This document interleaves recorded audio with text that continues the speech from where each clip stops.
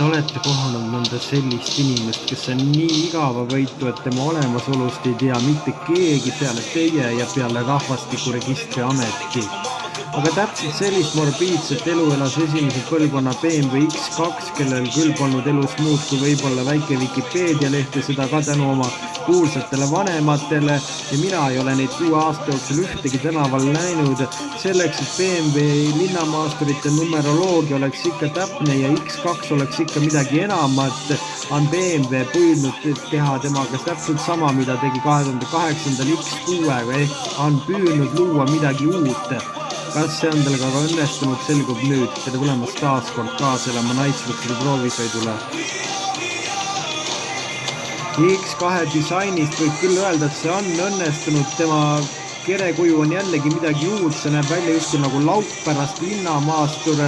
Tagaosa disain näeb veel eriti vinge välja. Esiosa on ehk natukene liiga punnis. Ande muidugi ka suurem kui oli eelmine mudel ning pagasruumis on tal 560 liitrit, kuid baasversioonil 515 liitrit.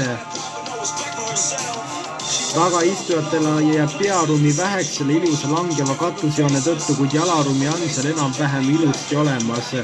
Ja olemas tal muidugi vägevad leedtuled ja need neerud jelendavad ka pimeduses vägevalt.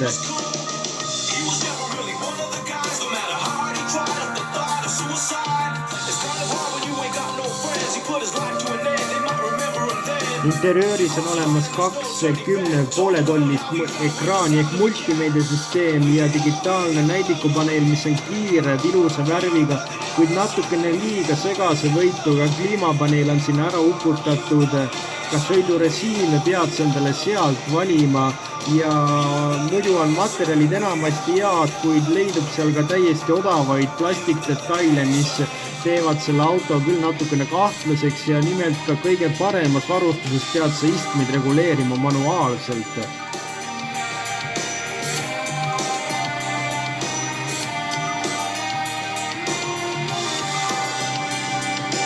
Ta suudab ka ise tagurdada, jättes meelde trajektoori, mida mööda sina viimati tagurdasid näiteks.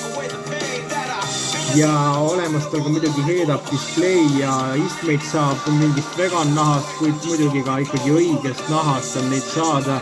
Ja saadaval on ta ka elektriversioonina, kuid ei hakka väheste eetriaega sellise versiooni peale kindlasti me raiskama.